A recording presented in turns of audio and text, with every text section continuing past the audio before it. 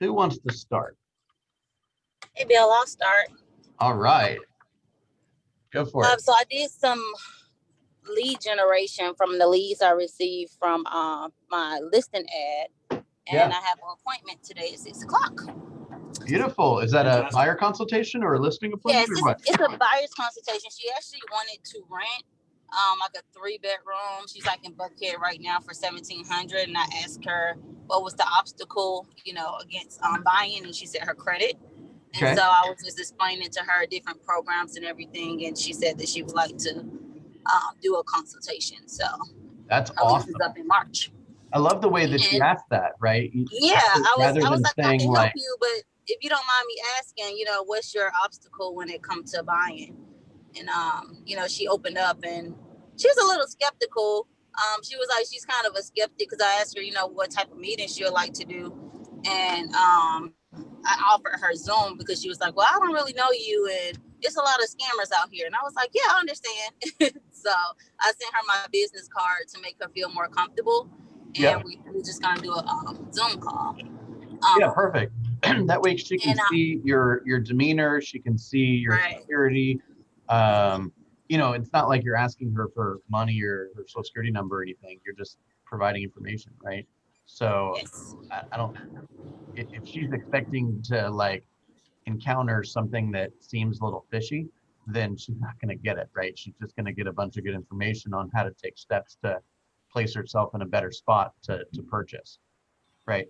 Generally, when somebody decides that they want to rent rather than purchase, especially in this type of market, it's because they lack some type of information, right? It's not that maybe they don't know the rates are really low. Maybe they don't know there's down payment assistance programs, or maybe they don't know that there is ways to work through credit challenges pretty quickly, right?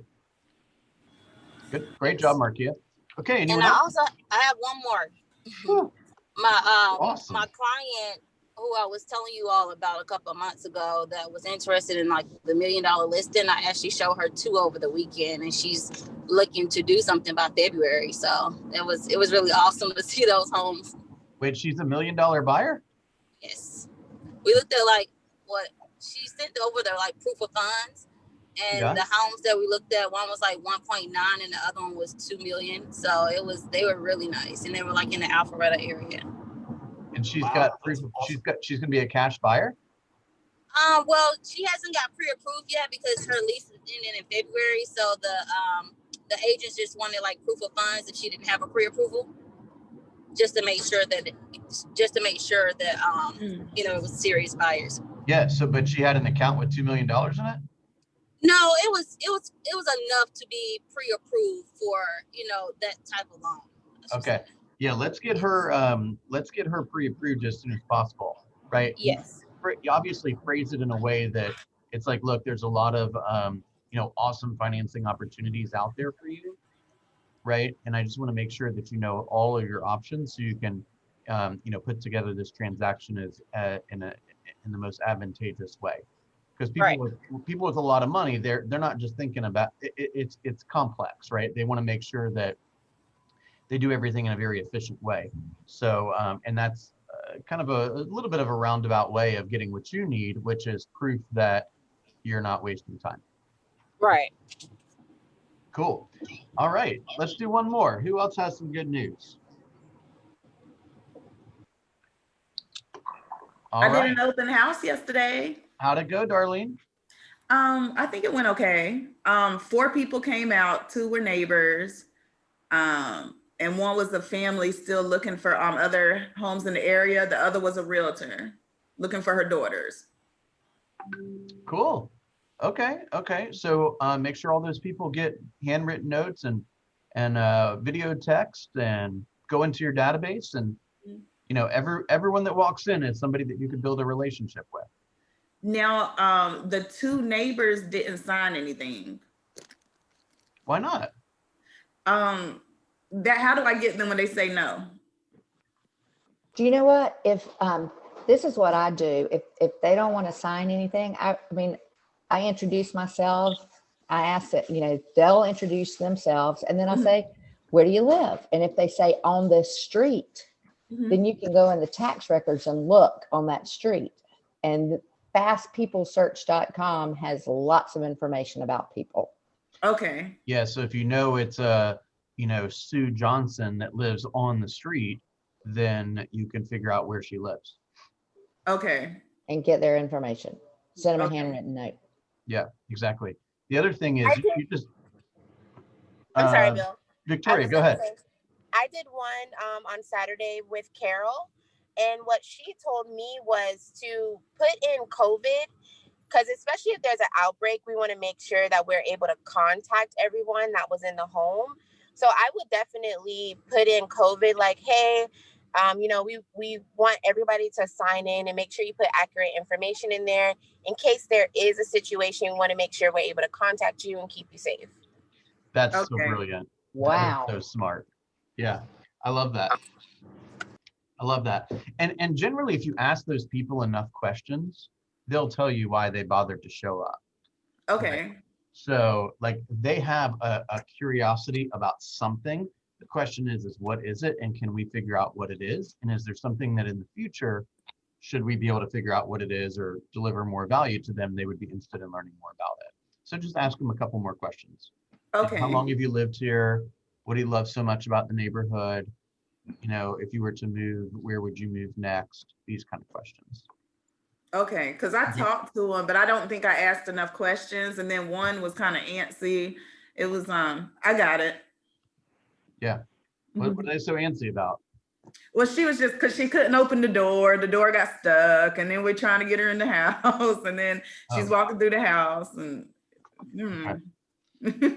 All right, cool. I want to go over a couple of pieces of information. So first of all, don't forget that. Yeah, I got a question. Yeah, Mike, what's up?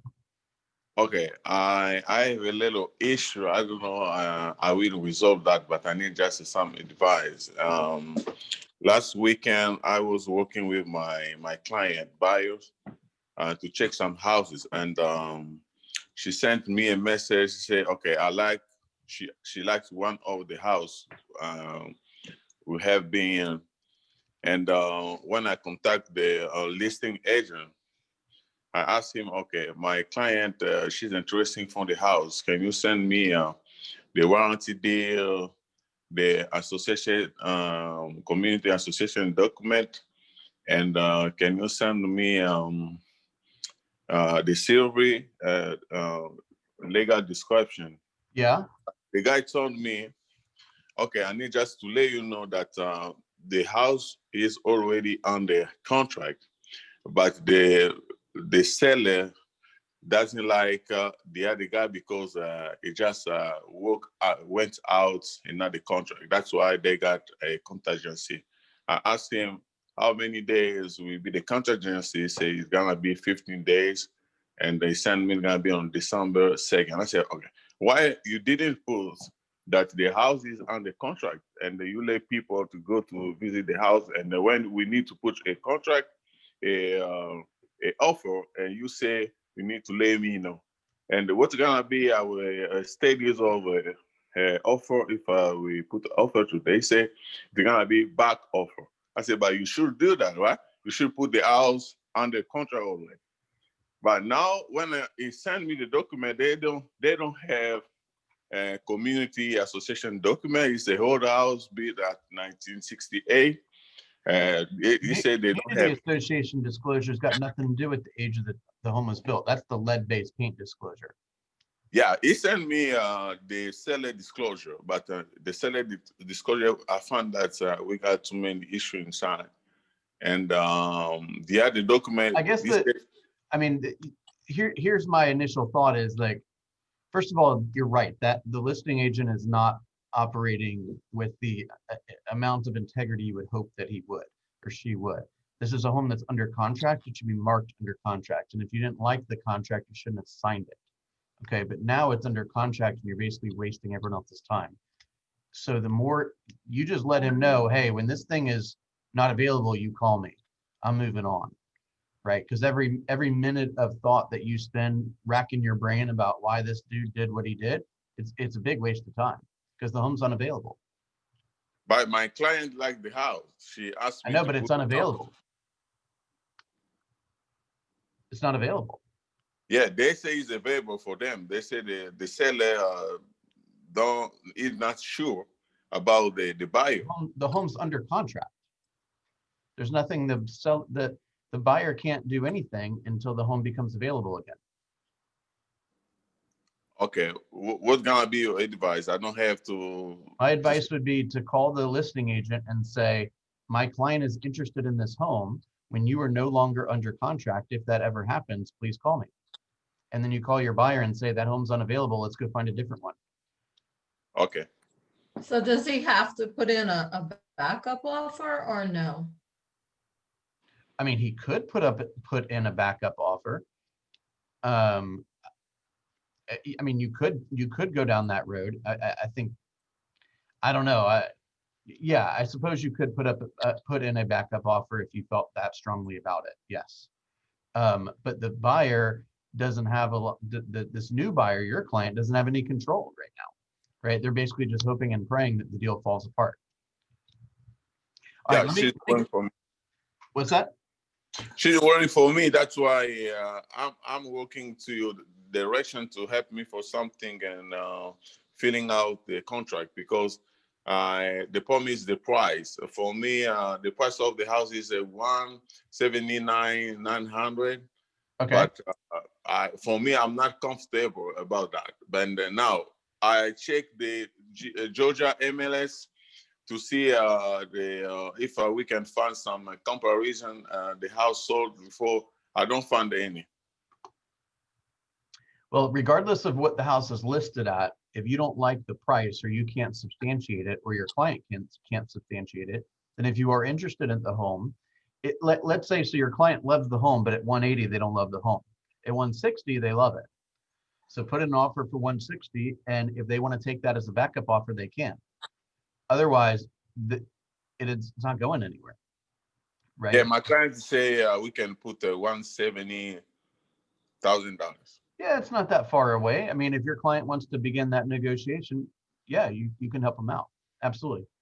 All right, let me move on to a couple topics I want to make sure we get covered today. Okay, Mike, if you got some further questions on that, I'm in the office all day. Okay. Okay. Okay. So yesterday, I included something in the email, in the weekly email, called the final PC 15th. Did anyone see what that was? Anyone catch that? Mike, did you catch that? Okay. Yes, I saw the document. Okay, awesome. So what this is there's a topic called the 15th of the month protocol, and we're a little behind this, but there's kind of two steps in it, two phases in it. Okay. The purpose is to identify a predetermined list of activities to be completed in the event that an agent is not meeting goals midway through the month. Okay, so each month we ought to have goals for how many appointments, how many contacts, how many listings we take, how many buyer agency agreements we sign, that kind of stuff, right? And then each week when we're posting our numbers, hint, hint, right? Then we get an opportunity to say, are we on task or are we not on task, right? If we're not on task, it's like playing a football game when halftime comes and you're losing, okay? So each month is like a football game, and the 15th of the month is halftime. Your coach is responsible for helping the team win. Do you want your coach to allow you to run the same play or change strategies to make sure you get different results and win the second half? So, for example, if your goal is to set 4 appointments and go on 3 and take 2 and close 1, and midway through the month you haven't set any appointments and you haven't held any appointments, do you want your coach to say, keep up that strategy, you're doing great, you're doing great? Or do you want your coach to put his arm on your shoulder and say, hey, we got to pick up the activity, or we got to change our plan here? Which do you think is going to give you the better shot at hitting your goals? A different plan. Thank you, Kathy. I agree, different plan. So what this is you can run your play, and I'd like for you to run your play starting on the 1st of the month. Okay, if you are not hitting the metrics which you and I have determined need to happen in order for you to be successful, in order for you to stay on track, then at the middle of the month, we have to do something a little bit different. We have to get a little bit more aggressive. Okay, and there's a list of ideas like add 1 more hour to your daily lead generation time, schedule a lunch with a vendor who can send you referrals, send 50 texts to your database, record a market update video and post to social media, contact 20 FISBOs, contact 20 expireds, right? Double the amount of times you and your accountability partner speak. Add an evening lead generation session once a week. Write 50 handwritten notes to your database. Hand out 50 short CMAs, right? The question is when the middle of the month hits and you're not on track, what are you going to do about it, right? Are we just going to say we're not on track, or are we going to hustle a little bit and do a little bit of unusual work at a bit of an unusual pace so that we can have the results that we're intending to have? Okay. The next part of this says that if you're below 75% of your goal by the 21st, the agent must complete the following tasks. A bold 100 daily until appointments are held. So some of you might say, wow, that's a lot of work. The answer to that is yes, it is. You're behind on your goals. How committed are you? Right? This is not for my benefit. This is for your benefit. Okay.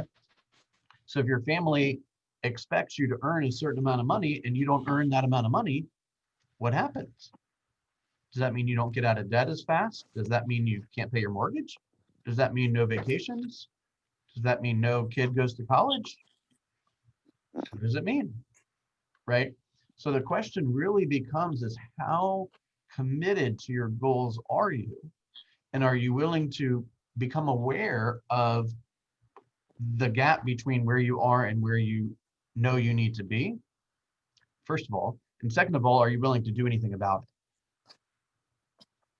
When you hear that, what comes to mind? What's going through your mind right now?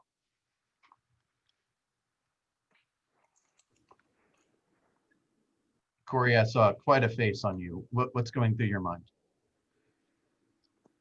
Oh, I just sneezed a couple times. All right, who else has a thought? John, you have a thought? No. Good point taken, Bill. Nope.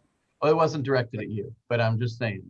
I mean, many of us look at For our me, numbers, it's, look at our just, goals and you say, know, we're behind here. The question is what are you going to do?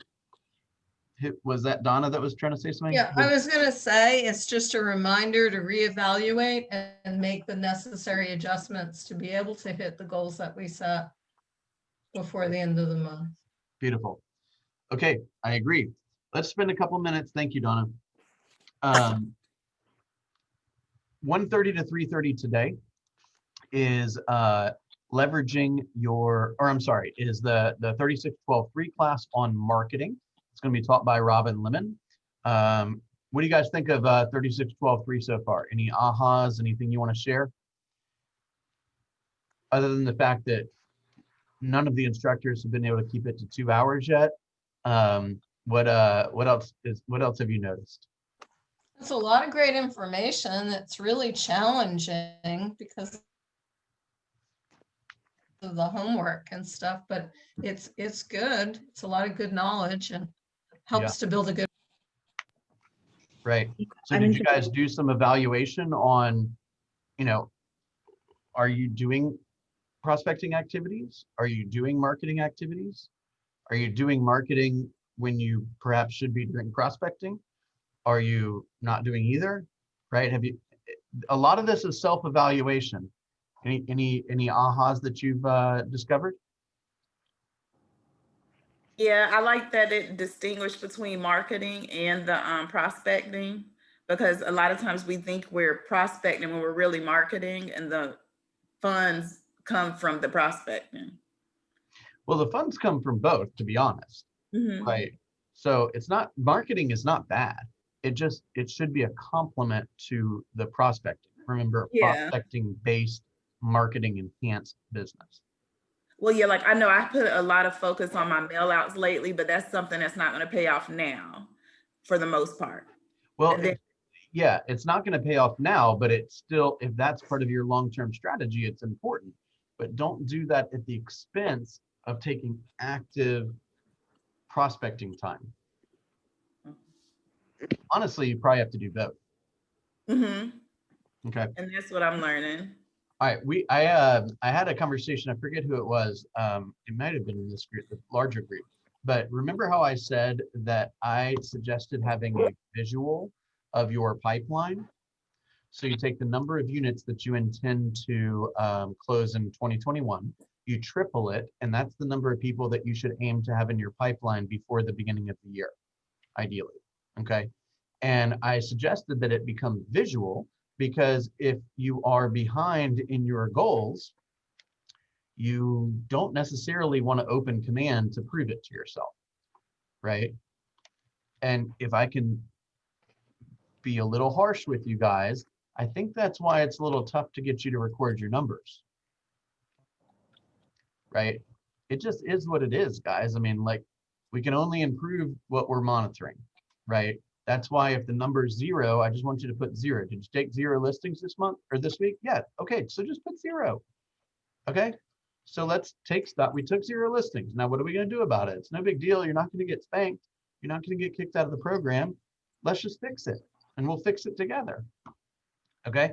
So don't be afraid to recognize reality. Okay.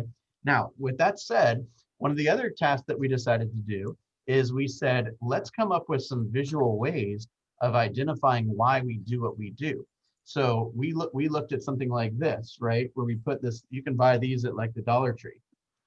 Okay. And let's say you intend to do 15 closings this year. Could you just put 15 of these on your wall right in front of where you do business, right? And every time at the closing table, you take a picture of the family that just you helped buy or sell and you stick it in this frame.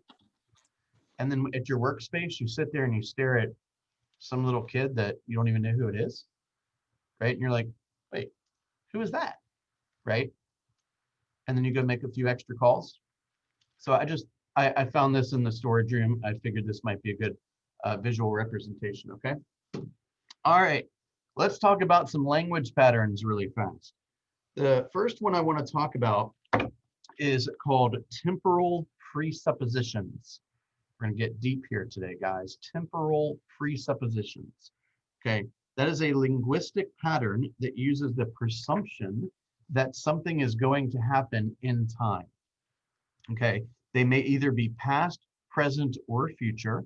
They presume something that didn't exist before, and they help us to create a future of possibilities. Let me give you a couple of examples of words that are that follow this this pattern. Okay, before, now, while, sooner or later, during, as, after, when, since, again, prior, then, once, as we approach. Let me give you an example. As we approach our meeting to get your house sold, you will get the answers you're seeking, allowing you to move forward. So you can reference something that hasn't happened as a temporal presupposition in time and equate that thing that didn't exist that you want to happen in connection to getting what they want, right? So when we meet to discuss the marketing and the sale of your home, you will see that I'm a professional agent with lots of tools to help you get the job done, something of that nature, right? The key to using this language pattern is to assume something new. The primary steps in creating this language structure, think about what it is that you want to have the person think or act on. Use the temporal presupposition to create a language pattern to convey that intent, and finish with the benefit or reward of the action. So here's an example. As we approach our meeting to get your home sold, you will get the answers you are seeking, allowing you to move forward. The desired act is having a meeting. There was no discussion of the meeting prior to you saying that. They had not committed to a meeting. You might not have even have asked for it. Okay. As we approach our meeting to get your home sold, you'll get the answers you're seeking. So what happens is the listener says, okay, well, I guess I need to have a meeting in order for me to get the answers I'm seeking. Does that make sense? The temporal presupposition is approach. As we approach our meeting, when we have our meeting, right? The benefit is moving forward. They want to move forward. That's why you're having a conversation with them in the first place. Okay.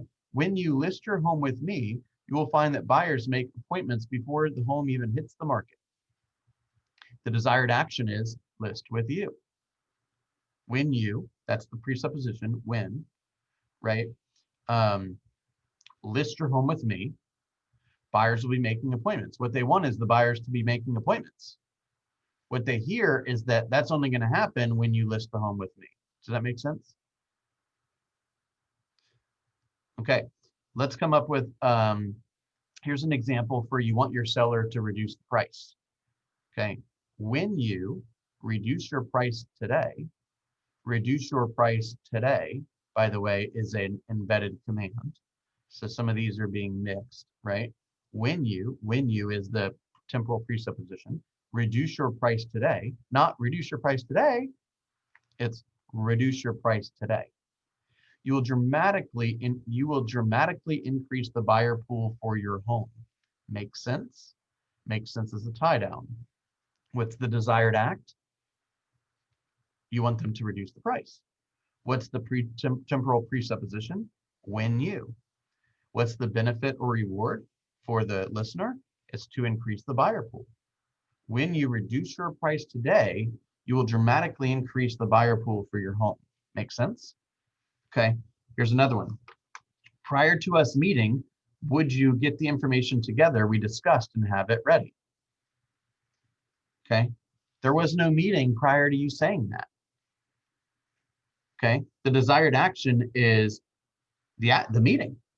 Okay, the benefit or reward is being ready. Okay, and the temporal presupposition is prior. Do y'all hear that? What do you think about that?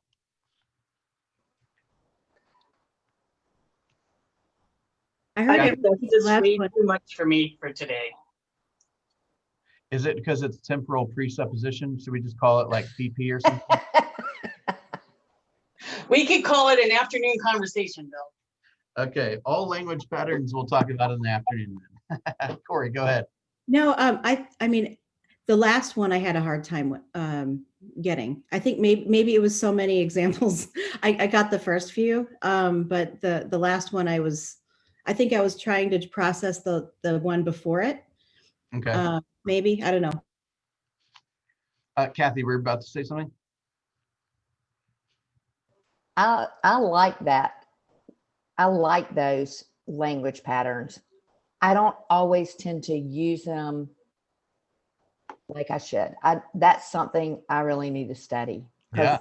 You know, I do others. I do script practice, role play, but I don't study those. I need to. Right. It makes sense. I mean, you're like the embedded command. You're telling them what they're going to do. Right. And they're agreeing with you on it. Right. When you finish, you know, the staging of your home, let me think about that for a second. When you finish staging your home, we can have it sold before the holidays. Something of that nature, right? Okay. One, actually, let's hold off on this one until tomorrow. I'd like to try something new today. Okay, it's actually not new, but it's something we haven't done in a while, and I'm able to do it today and tomorrow, which is I'd like to leave the room open between now and I have a 10:45 appointment both days, tomorrow and today. But I'll leave the room open. I'll turn off the recorder. If you would prefer, you can turn off your video, and I will be lead generating. And I would like for you to be lead generating. And we'll have the room open. We'll turn off the recorder. If you'd like, you can turn off your video. I have to run to a leadership meeting for about 20 minutes and then I'll be right back. And those that want to stick around can make their phone calls and the chat will be open and you can ask for advice or help or high five each other when somebody books an appointment or adds somebody to a database or has a great conversation. And I don't know who's going to participate. I didn't give you any warning, but I do want to make that available. In a perfect world created by me that I know would benefit all of you guys, here's how it would look, okay? I leave this room at 9 to run over to the leadership meeting. I come back in 15, 20 minutes. The room is open and full of you guys, all with your video on, all muted. We make a bunch of phone calls together, generate a lot of activity. And then at 10:45 each day, we kind of huddle for a couple of minutes and do like a little recap. Hey, what did we experience today? What went well? What didn't go well? Let's coach each other for a couple minutes on how to be prepared differently, or move forward differently. Make sense? Cool. Okay. Yep. What I don't want is for me to come back to this room in 20 minutes and everyone's gone. Okay. All right. I'm going to be gone until 10. Okay. So I'd rather you make one call than 0. Okay. Rather you make one call than 0 calls. All right. Please take a minute to, I will post the link right here in the chat for those that have not yet had an opportunity to update their numbers. If you could do that for me. The 3rd week just finished. So please update that. I very, very, very much appreciate that. And I'm looking forward to watching you guys create some business. Is 5 perfect? Is 5:30 okay? What does that mean? Sorry, that wasn't for everybody. Okay. All right. See y'all in a bit.